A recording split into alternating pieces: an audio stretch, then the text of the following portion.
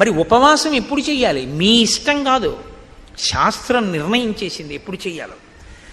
ఒక్క ఏకాదశి నాడు మాత్రమే ఉపవాసం చెయ్యాలి. ఏకాదశి తిథి ఉపవాసం, ద్వాదశి పారణ. సూర్యోదయం అవగానే ఎంత తొందరగా వీలైతే అంత తొందరగా భోజనం చేసేయాలి. యంత్రాలని కూడా ఏం చేస్తామంటే షట్ డౌన్ అని ఆఫ్ చేస్తారు కొన్నాళ్ళు, ఓ 2 రోజులు విశ్రాంతిని ఇస్తారు, ఘర్షణ పుట్టేస్తుందని. మీరు ఈ శరీరంలో కొన్నింటిని ఆపడం మీ తరం కాదు, ఆపకూడదు కూడా. గుండె ఆపుతానంటే 2 రోజులు రెస్ట్ ఇస్తానంటే కుదరదు, ఊపిరితిత్తులు ఆపుతానంటే కుదరదు.